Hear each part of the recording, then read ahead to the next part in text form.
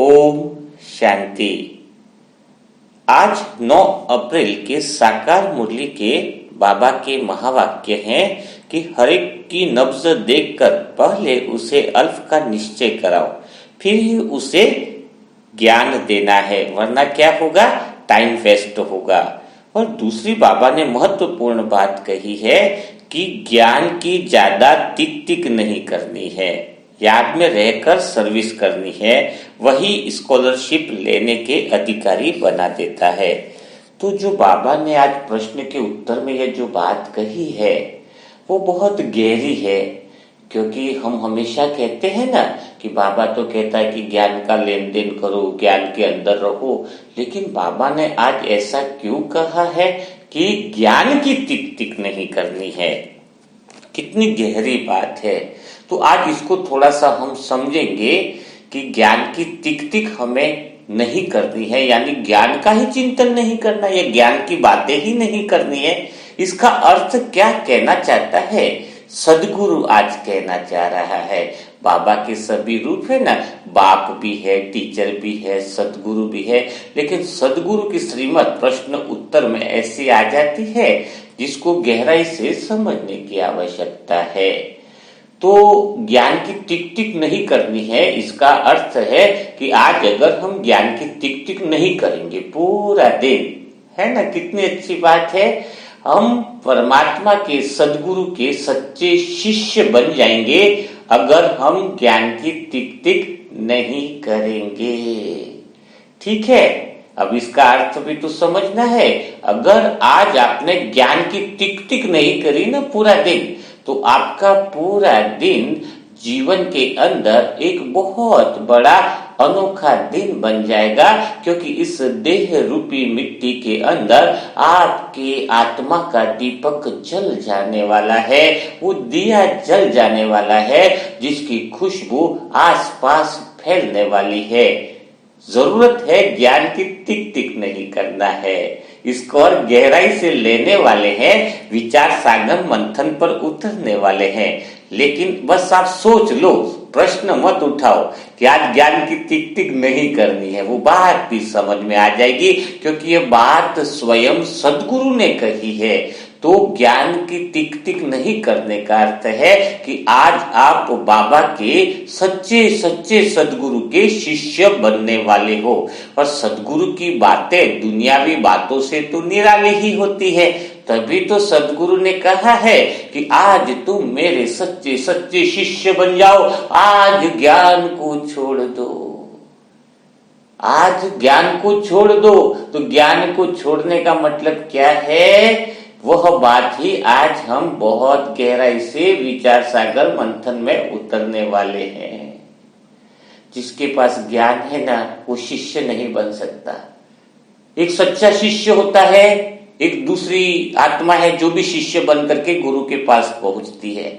दो तरह की आत्मा है जो सदगुरु के पास आई है आज।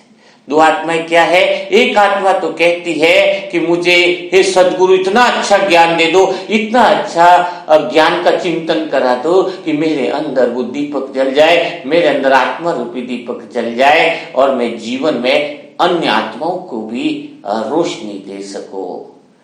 एक दूसरा जो शिष्य है वो कहता है मेरे पास जो भी ज्ञान है उस सारे शास्त्रों को तुम जला दो, मेरे पास जितना भी ज्ञान इकट्ठा कर रखा है, जो बातें मैंने मान रखी है, जो मेरे मन के अंदर सारे संसार के विषयों का भी सारा ज्ञान भरा पड़ा है, या अभी तक मैंने जो भी सीखा है, उन सभी चीजों को तुम जला दो। तो दो तरह के बाबा के बच्चे हैं। एक पहला बच्चा है जो सदगुरु से कह रहा है कि मुझे और ज्ञान दे दो, मुझे ऐसा ज्ञान दे दो, मुझे इस बारे में बता दो, मुझे उस बारे में बता दो, मुझे उस प्रश्न का उत्तर दे दो, मुझे उस प्रश्न का उत्तर दे दो। एक दूसरा बच्चा है जो कह रहा है, मांग नहीं रहा है सदगुरु से, ज्ञान नहीं मांग रहा है, वो कह रहा है कि बस तुम मेरे अंदर जो इतना सारा जो ज्ञान का भंडारा भरा पड़ा है उस ज्ञान के भंडारों को, उस शास्त्रों के ज्ञान को, उस सारे ज्ञान को तुम बस ऐसी कृपा कर दे सदगुरु मेरे पर कि मेरे अंदर ये जो भरा पड़ा कचरा है इतना, जिसको मैं ज्ञान समझ रहा हूं, जो मेरा अहंकार है, तू उसको जला दे। कितनी गहरी बात है। तुम्हें कौन सा शिष्य बनना है, ज्ञान की तिक तिक वाला या फिर वो पूरे ज्ञान को जला देने वाला शिष्य बनना है? तो सतगुरु आज यही कह रहे हैं कि मेरा सबसे प्यारा शिष्य वही है जो ज्ञान को जला देने की बात करता है। उसके पास जो ज्ञान है वास्तव में वह ज्ञान है ही नहीं, कहीं न कहीं वह ज्ञान तुम्हें दिए को जलाने से रोक रहा है। क्योंकि गुरु के पास जाने का अर्थ क्या है कि जब एक बुझा हुआ दीपक एक जले हुए दीपक के पास जाता है तो जला हुआ दीपक उस बुझे हुए दीपक को जला देता है। जब जला हुआ दीपक किसी बुझे हुए दीपक को जलाता है तो जले हुए दीपक का कुछ कम नहीं होता है। तो अगर हम आत्माएं भी आज सच्चे सच्चा शिष्य बन जाए तो हमारी आत्मा रूपी दीपक भी आज जलने वाली है, हमारी आत्मा की लो भी जलने वाली है। क्योंकि संसार में हम आए ही किस लिए हैं? अगर एक बीज पेड़ न बने, एक बीज जिस पेड़ पर फल न बने, तो बीज भी कंकड़ पत्थर के समान है।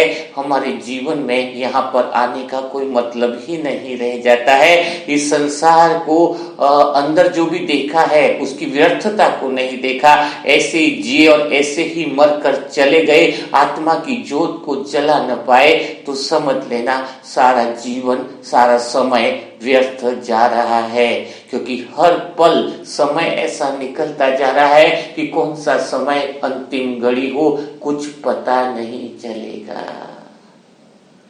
तो आज बाबा क्या कहना चाह रहे हैं, सदगुरु कहना चाह रहे हैं, सच्चे शिष्य की क्वालिटी को बताना चाह रहे हैं। तो दो शिष्य जो हैं उसमें से तो पहली बात आपको समझ में आ गई। अपने आप में निर्णय करो कि गुरु से आज क्या मांगना है और गुरु से हमें क्या मांगना चाहिए। ज्ञान चाहिए, ज्ञान चाहिए। इससे गुरु को आज क्या हो रहा है, एक अंदर से चिढ़ सी मच रही है। चिढ़ मतलब समझ रहे हो क्या है? मतलब वो वाली चीज नहीं। गुरु कहना चाह रहा है कि इतने समय से तुम मेरे शिष्य बने हो, लेकिन वो शिष्य उनकी आत्मा की दीपक की लो जल गई है, वो अतीन्द्र सुख के चूल्हों में जल रहे हैं, जिन्होंने मुझसे कहा है कि मेरी अज्ञानता को जला दो। और वो शिष्य आज तक अटके हुए, कौन से ऐसे शिष्य हैं जो अभी तक अटके हुए हैं? उन शिष्यों की आज बाबा जानकारी देना चाह रहे हैं। वो शिष्य अटके हुए हैं जो कहते हैं कि मुझे उत्तर दे दो इस प्रश्न का, मुक्ति कैसे मिलेगी इसका उत्तर दे दो, अंतर्मुखी कैसे बनेंगे उसका उत्तर दे दो, आत्मा क्या है उसका उत्तर दे दो, परमात्मा क्या है उत्तर दे दो।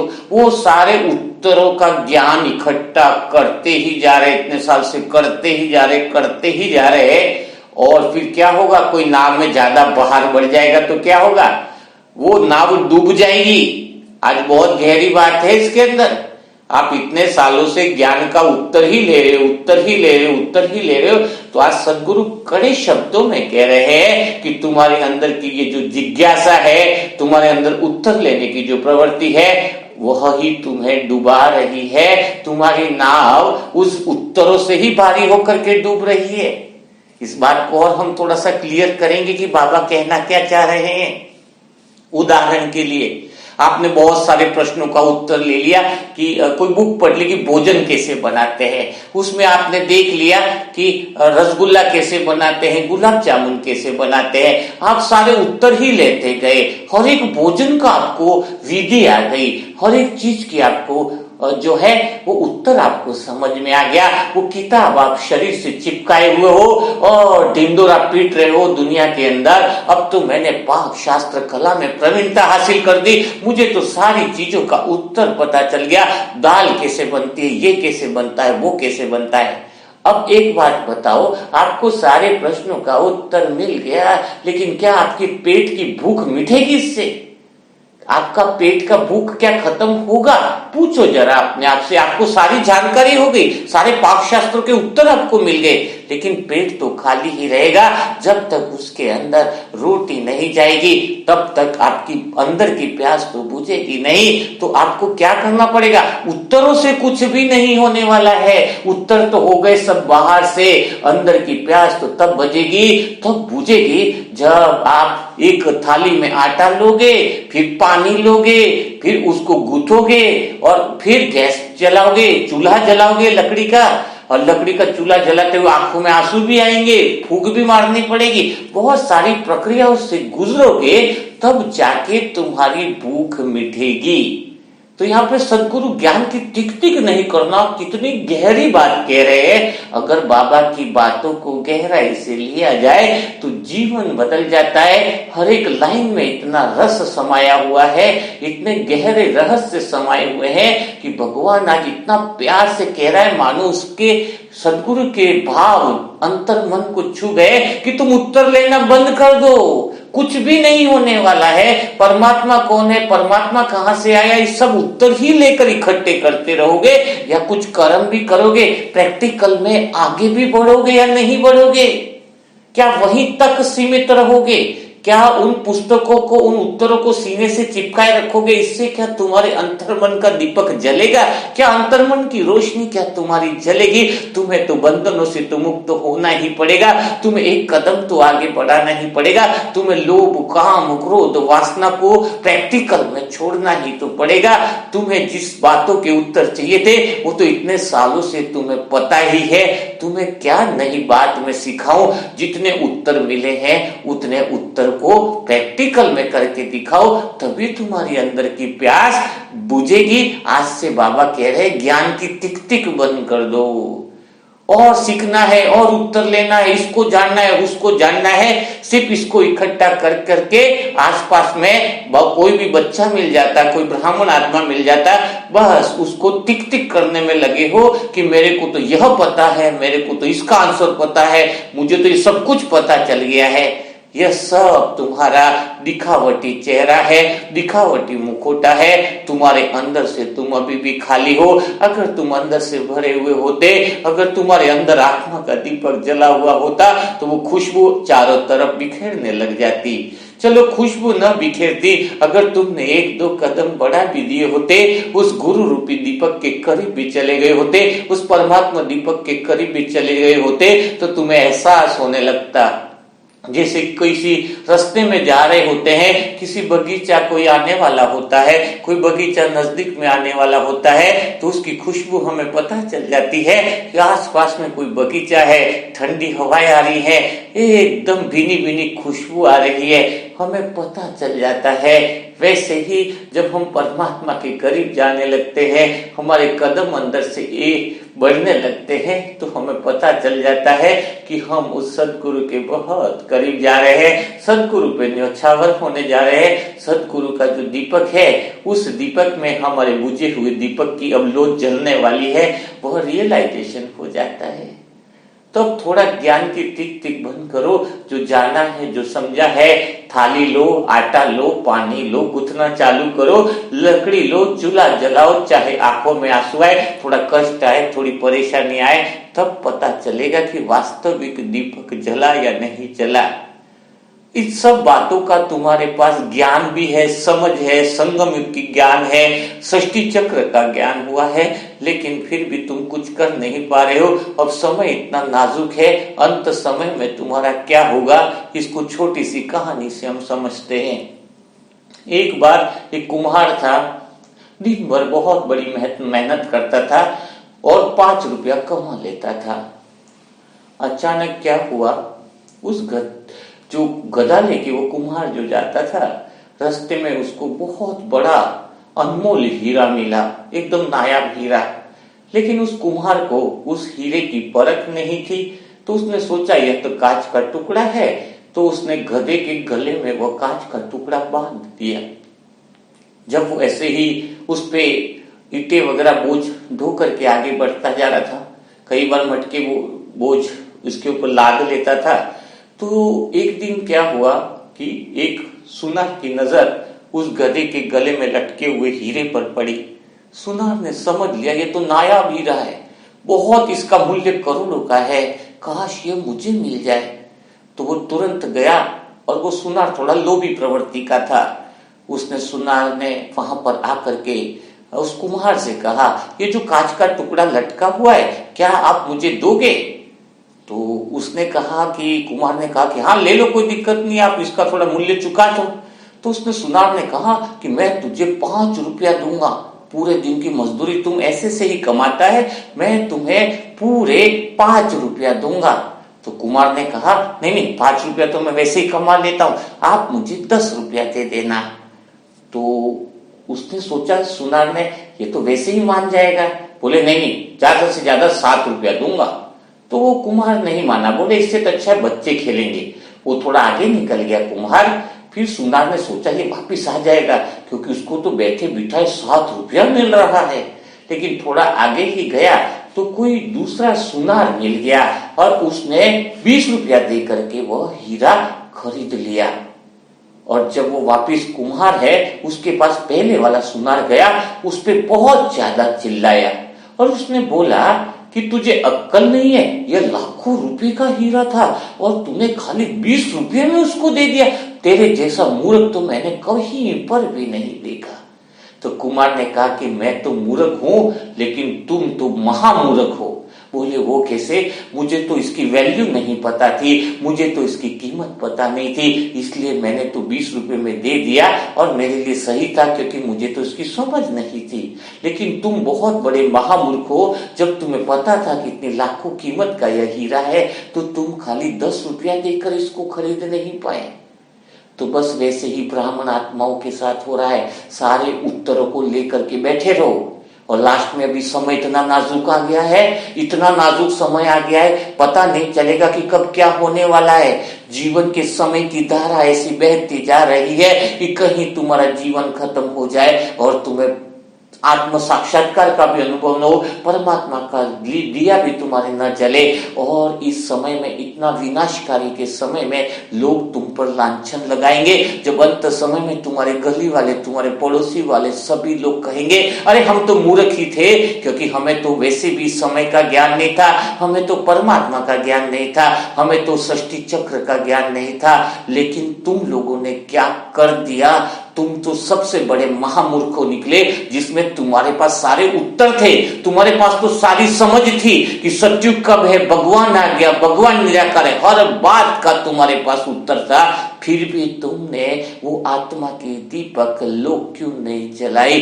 तुमने परमात्मा के साथ श्रेष्ठ भाग्य की लकीर क्यों नहीं खींच दी? यह जवाब तुम्हें देना पड़ेगा। तो सोचो, कहीं तुम ज्ञान लेकर के बैठे हुए हो, जिन उत्तरों को लेकर बैठे हुए हो और उत्तर तुम्हें चाहिए, तो आज से थोड़ा ज्ञान का टिक टिक बंद कर दो।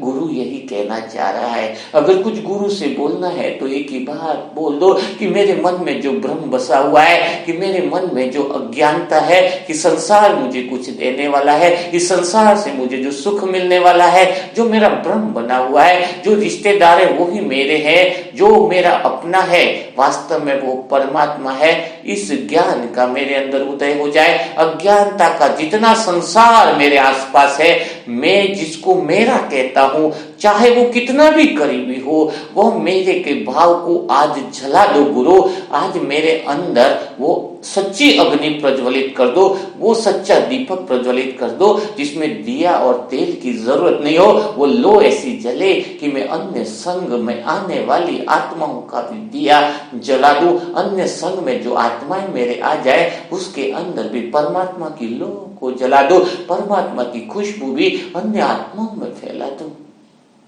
बाबा कहता है ना कि तुम्हें गुलदस्ता बनना है।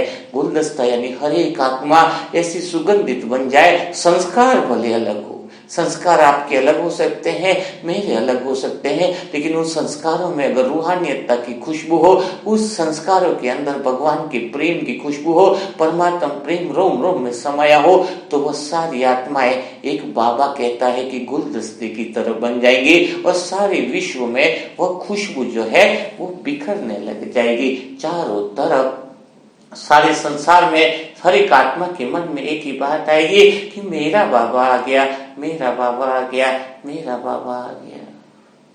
सोचो जरा, कितनी गहरी बात होगी, कितनी जबरदस्त बात होगी, लेकिन अभी भी जो सदगुरु कहना चाह रहा है वो ये कह रहा है कि असत्य का मुखौटा उतार लो। असत्य का मुखौटा उतारने का अर्थ है कि अभी भी तो सच का सहारा ले लो। क्यों झूठ का मुखौटा अपने अंदर पिरोया हुआ है? जब तुम ज्ञान के सारे उत्तर तो लेकर के रखते हो, लेकिन अंदर से जब तुम खाली होते हो तो दिन भर में कहीं न कहीं तुम्हारा अंदर का खालीपन का मुखौटा बाहर आ ही जाता है। चाहे तुम कितना भी अपने आप को ज्ञानी कह दो, चाहे तुम कितना भी अपने आप को समझदार कह दो, वो पुस्तकें वो उत्तर से बाहर का ही काम करेंगी, लेकिन अंदर तो तुम खाली ही रहने वाले हो। कैसे अंदर का मुखौटा दिन भर में बाहर आ जाता है, उसको एक उदाहरण के द्वारा, सत्य उदाहरण के द्वारा मैं आपको बताना चाहूंगा। एक नाटक कंपनी थी, बहुत सत्य उदाहरण है। उसमें जो कंपनी का, नाटक कंपनी का जो मालिक था वो स्वयं राम का रोल कर रहा था, और जो दूसरे जो कर्मचारी, उसमें से एक कर्मचारी हनुमान का रोल कर रहा था। उन्होंने कई बार रामायण का जो है वो प्रदर्शन कर चुके थे, कई बार वो राम का रोल निभाए थे, कई बार वो हनुमान का, और वो जगह जगह अपनी नाटक कंपनी से वह पूरी रामलीला प्रदर्शित करते थे। लेकिन पहले रामा जो नौटंकी थी उनको इतना पैसा नहीं मिलता, थोड़ी क्रेज भी कम थी। तो हुआ क्या था कि जो नीचे के जो कलाकार थे, उसको नाटक कंपनी का जो मालिक था उसने कई 4-6 महीनों से सैलरी नहीं दी थी, है ना। तो और वो खुद राम का रोल करता था। नीचे के लोगों के अंतर्मन में बहुत परेशानियां थी कि बीवी बच्चे हैं, परिवार का पालन पोषण कैसे करें, है तो उनको धन की बड़ी जरूरत थी, सैलरी नहीं मिली थी। तो ऐसे रोल निभाते निभाते स्टेज पर जब फंक्शन चल रहा था, यानी राम के उद्गार बहुत अच्छे से वो बोल रहा था, जो कंपनी का मालिक था, जो राम का रोल कर रहा था। लंका विजय का सीन था कि लंका पर जब विजय प्राप्त करके हनुमान जी भी सब सामने आते हैं, तो राम जी हनुमान जी से कहते हैं, जब सामने सबके सामने नाटक चल रहा था, तो राम जी कहते हैं हनुमान जी से कि हमने लंका जीत लिए। बोलो हनुमान, तुमने वह कर दिखाया जो पूरे संसार में बहुत कम लोग कर पाते हैं। तुम्हारी सच्ची भक्ति को देखकर मैं बड़ा प्रसन्न हुआ हूं। तुम्हें जो चाहिए वो तुम मांग लो। जब ऐसा राम ने कहा तो हनुमान जी भूल गए कि मैं हनुमान का रोल कर रहा हूं। उसने कहा कि मैनेजर साहब, मुझे तो खाली 4 महीने की सैलरी दे दो, क्योंकि गर्भ से बहुत परेशान है, बीवी बच्चे भूखे मर रहे हैं। तो ऐसा कहते ही एकदम से सब लोग सकपका गए। तो वो राम जी भी जो खुद का राम का रोल कर रहे थे, वो भूल गए कि मैं राम का रोल कर रहा हूं। वो भी बोलने लगे कि अभी सैलरी नहीं मिलेगी तुम्हें, क्योंकि मुझे सैलरी अभी आई नहीं है कहीं से, बहुत खस्ता हाल है। तो ऐसा सुना तो लोग देखते रह गए। अब हनुमान जी की पकड़कर जो लोग थे वो पकड़ के पूछ भी इसकी वो उखाड़ ली कि कौन सा हनुमान है तू, कितना बड़ा हनुमान है, तो उसकी पूछ भी उखाड़ ली, है ना। और राम जी जो थे वो भाग गए वहां से। तो कहने का अर्थ क्या है कि आप जो ज्ञानी आत्माओं के उत्तर लेकर के साथ में जो घूम रहे हो कि मैं ज्ञानी आत्मा हूं, मैं शांत चित्त आत्मा हूं, मैं मास्टर सर्वशक्तिवान आत्मा हूं, उसको तुम प्रैक्टिकल में कर नहीं रहे हो, एक्चुअल में आगे ही नहीं बढ़ रहे हो, है ना। तो तुम अंदर से खाली हो, खोखले हो। तो क्या होता है, दिन भर में कितना भी मुखौटा पहन के घूमते हो, मैं मास्टर सर्वशक्तिवान हूं में, तो भी उनका वो असली मुखौटा जो है ना आपका अंदर का, वो बाहर आ जाता है। और बाहर आता है तो फिर संसार आपको निचोड़ डालता है, और फिर भरोसा नहीं रहता, फिर विश्वास नहीं होता है।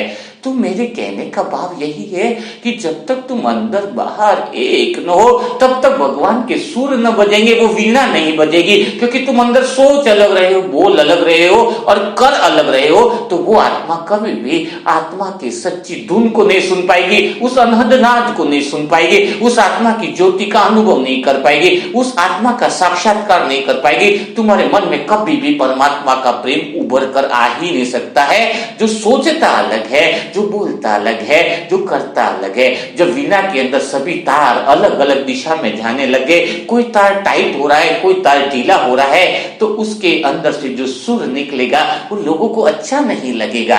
3 तार है ना वीणा में, तीनों तार का संतुलन हो जाए, मन वचन कर्म का संतुलन हो जाए। तुम अंदर जैसा सोच रहे हो वही तुम्हारे बोल निकले, जो तुम बोल रहे हो वही तुम्हारे कर्म निकले। अगर तुमने 1 महीना भी तुमने ये बात को अपना लिया कि तुम सच्चाई के साथ चलने लगे, तुम सत्यता के साथ चलने लगे, तुम्हारे अंदर वो आकाश रूपी परमात्मा इस धरती पर आ जाएगा। मानो ऐसा लगेगा कि परमात्मा का अवतरण तुम्हारे अंदर हो गया है, तुम बाप समान बनने लग गए हो। तुम्हारे अंदर वो सुगंध, वो प्रेम की महकने लगेगी। हवाओं में भी तुम्हें यह अनुभव होने लगेगा कि हवाएं भी जब तुम्हें टच करे तो ऐसा अनुभव होगा कि परमात्मा मुझे प्रेम कर रहा है, परमात्मा मुझे शक्ति दे रहा है। बस वो सुर तो बजा दो, वो उत्तरों का मुखौटा छोड़ दो, सारे ये जानना है वो जानना है वो सब छोड़ दो। जो जानना है उसको प्रैक्टिकल करना चालू कर दो।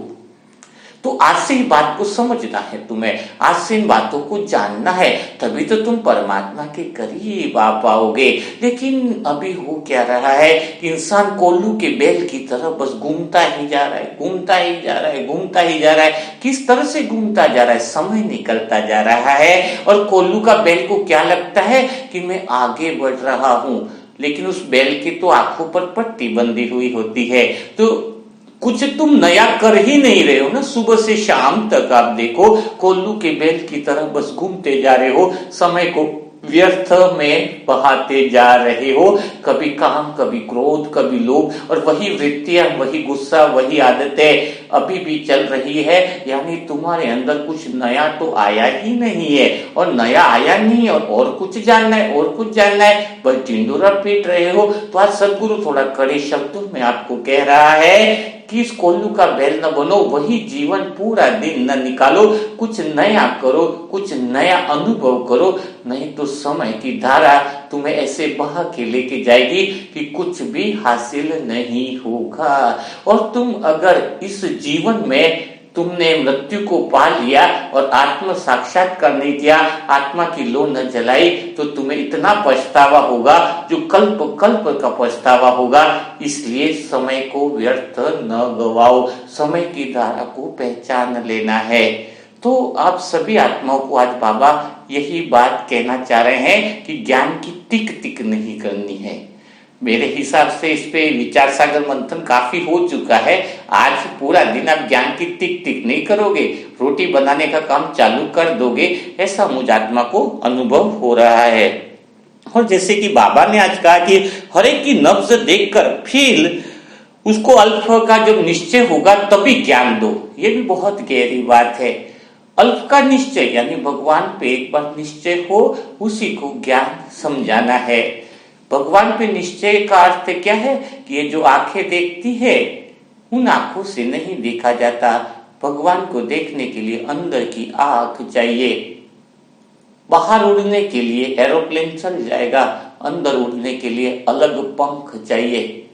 मुंह से बाहर बोला जा सकता है, अंदर बोलने के लिए कुछ अलग सी भाषा चाहिए। बाहर से शक्ति और आनंद लेने के लिए चीजों और भोगों का सेवन मिल जाएगा, लेकिन अंदर परमात्मा का आनंद लेने के लिए अलग तरह का भोजन चाहिए। वो कौन सी आंख है अंदर की जो भगवान को देख पाएगी? वह आंख है विश्वास की आंख। जब इंसान को परमात्मा पे पूर्णतः विश्वास होता है तो जिसके विश्वास की आंख खुल जाती है उसी को परमात्मा दिखाई देता है। कोई कहता है मुझे भगवान दिखाई नहीं देता, कोई कहता है शिव बाबा मुझे दिखाई नहीं देता है। अरे तुम्हारी आंखों को पूछो, तुम्हारी आंखों में उस परमात्मा पे वो भगवान है, वो तुम्हें निश्चय कितना है? तुम्हें अगर 10% निश्चय है तो भगवान की खाली टांग ही दिखाई देगी ना। फिर तुम्हें 20% निश्चय तो भगवान की हाथ ही दिखाई देंगे। लेकिन अगर तुम्हारे पर 100% तुम्हें विश्वास है उस परमात्मा की, भगवान तो परमात्मा शिव है, तुम अपने विश्वास की आंख खोल दो, परमात्मा तुम्हारे सामने प्रत्यक्ष हो जाएगा। विश्वास ही तो बहुत बड़ी चीज है। विश्वास की आंख जिसकी तेज है उसको भगवान का अनुभव सेकंड में होने लगता है। आप कुछ समय के लिए, कुछ दिन के लिए भगवान का अनुभव कर लो और विश्वास की आंख खोल लो। भोग भी लगाते हो तो पता चलता है कि कौन सा बाबा यहाँ पर आकर खाने वाला है, बाबा क्या करने वाला है। तो भोग भी न लगाओ तो भी बढ़िया है, अगर भोग भी लगा रहे हो थाली में तो 100% भरोसा है, 100% विश्वास है कि मेरा बाबा सामने बैठा हुआ है। उस विश्वास के साथ भोग लगाओ, उस विश्वास के साथ भोजन करो। आप मानो या ना मानो, बाबा सामने ही है। 100% भगवान सामने बैठा हुआ है। नहीं तो फिर तुम्हारा अटेंशन कम है, विश्वास की आंख अगर तुम्हारी कम है तो तुम्हारे पास प्राप्तियां भी बहुत कम होगी, वह लो भी तुम्हारी नहीं जल पाएगी। इसलिए जिसको पहले विश्वास की आंख जिसकी तेज हो, बाबा कहते हैं उसी को ज्ञान देना है। वो नफ्स को देख कर ज्ञान देना है। अंदर जो उड़ने वाले जो पंख है कि तुम फरिश्ता बनकर परमात्मा के घर वतन में भी उड़ने लग जाओ, वो विश्वास के पंख है। एरोप्लेन के पंख यहाँ पर काम नहीं आएंगे। तुम्हारे अंदर जितना विश्वास है कि मेरा अंतर मन का शरीर, मेरा सूक्ष्म शरीर एकदम फरिश्ता शरीर है, संपूर्ण पवित्र शरीर है, लेकिन वो शरीर उड़ेगा कैसे? कई लोग कहते हैं हम फरिश्ता बन के उड़ नहीं पा रहे, नीचे के नीचे तितली के मापे जा रहे हैं। क्यों जा रहे हैं? क्योंकि विश्वास के पंख नहीं है। भगवान पे भरोसा हो ना तो सेकंड में तुम न जाने तीनों लोगों की यात्रा करके आ सकते हो।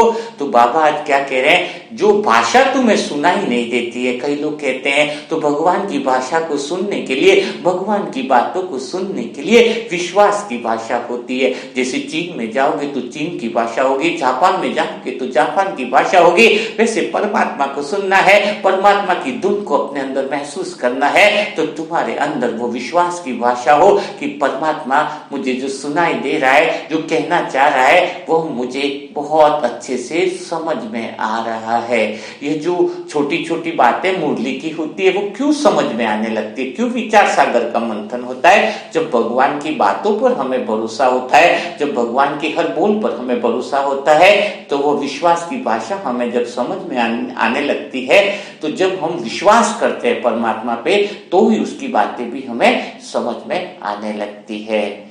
तो आज आपको बहुत गहराई से बातों का चिंतन करना है, मनन चिंतन करना है। अगर कोशिश रही तो शाम से अव्यक्त वाणी का भी जो है वो मनन चिंतन चालू हो जाएगा। एक अव्यक्त वाणी भी डलने वाली है, तो वो आपको वैसे भी कम्युनिटी पोस्ट में भी मैसेज मिल जाएगा।